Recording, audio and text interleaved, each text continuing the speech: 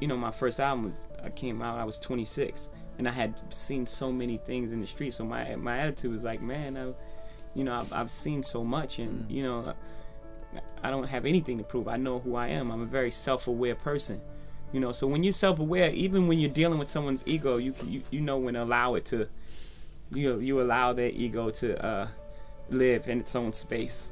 You know, the problem is if when you engage that energy, that's when there's a problem. If you engage the ego with your ego, then it's like, okay, now something has to happen. It could keep escalating to a level that can be irreversible.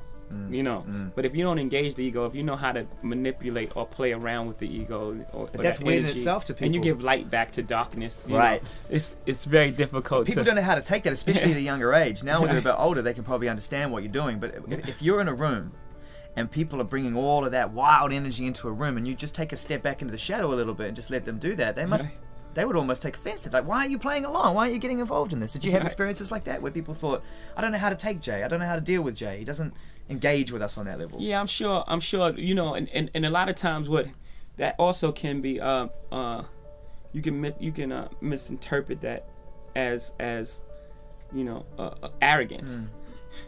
You know, in its own way. If someone doesn't engage you in the way that you believe they should, then people's like, he's arrogant. He's act like he's above everybody. Like, no, I just don't want to argue with you about stupid shit. I just really don't have time to argue. You know what I'm saying? Return policy. If you can do all of that, then I think you have a good chance, and that's what we're trying to do. You're not really a pure internet company anymore either, are you? I mean, you've got millions of square feet now of real estate. You've got a huge and growing inventory of items that you keep in stock. We do whatever. And you've got thousands and thousands of employees now. Yeah, we have over 3,000 employees and over 4 million square feet of distribution center space. And those are things I'm very, very proud of, because with that distribution center space and half a dozen distribution centers around the country, it allows us to get product close to customers so that we can ship it to customers in a very timely way, which improves customer service levels. That's what we're about. I laugh a lot. So it is, you know, there are, I think stress, you can be, I think one of the things that's very important to note about stress is that stress primarily comes from not taking action over something that you can have some control over.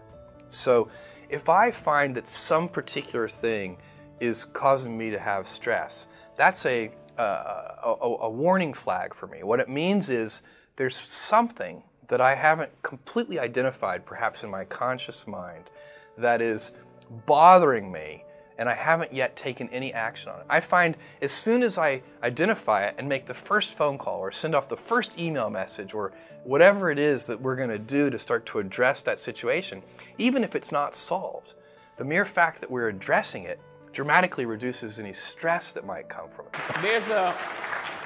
There's a knowing in being an artist. There's a knowing. You can't guess. You can't think. There's a knowing. You have to know that even if it doesn't work today, tomorrow, there's artists that I play that weren't popular at the time that I play more than I play current artists. Shuggie Otis, I suggest you just go look up Shuggie Otis. He was amazing. At the time, you gotta know Shuggie Otis? And at the time, it wasn't this hugely popular thing, but I think when it all said and done, we would play that music more than any other music, right? So you have to have this knowing that, okay, it may not work today, it may not work tomorrow, but this is the right thing, and this is what I'm doing, and this is what's feeding me. So that would be the best advice that I can give you. That knowing, just believe in what you're doing, and if you don't believe in it, then you're not doing it. You haven't figured out the thing that you do best yet. When you feel it and when you know, no one can tell you. You only have to be right once. And of course, that would have been wrong. And so you can't listen to people at the beginning when they say it won't work, but you do have to sort of say, what are we doing differently? Now let's say you're being stubborn on the vision and flexible on the details, which I think is the right recipe. You want always to be very flexible on the tactics and the details, but very stubborn on the vision and the strategy. And at some point, though, you may need to give up even on the vision. So you planted the seed, great teams worked on it for multiple years. How do you know when is that day where you say, you know what, let's try the next one? And I think it's when the last high judgment champion folds his or her cards. And so I'm willing to keep funding things if there's one high judgment champion who still wants to keep trying. And I think that's extremely important, because I think most companies, especially larger companies, give up on things too soon.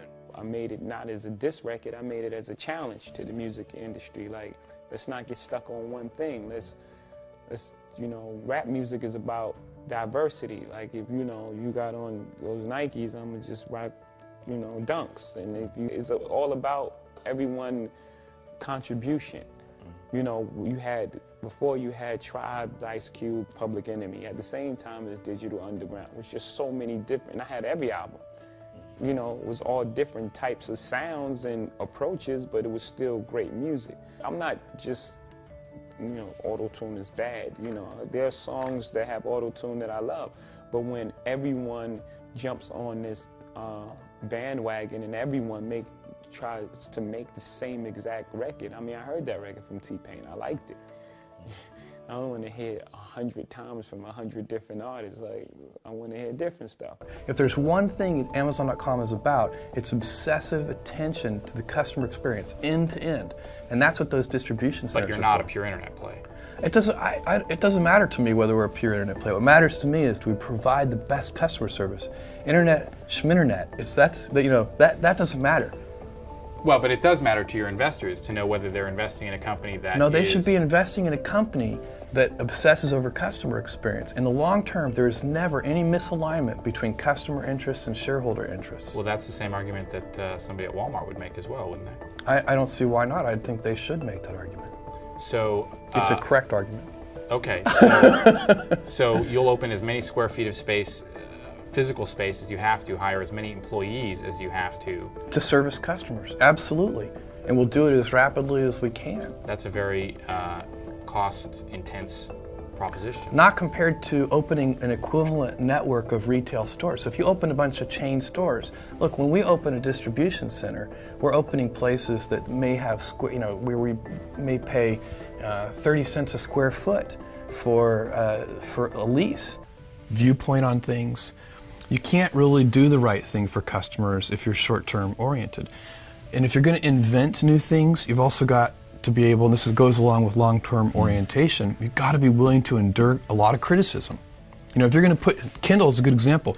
If you're going to put your back into reinventing a 500-year-old industry, some folks are going to get ornery. It was also feared at one time, those people who had your stock, that once Walmart, for example, got serious about being online, they were going to blow you away. Why didn't that happen? Well, I think it's because we did a good job for our customers.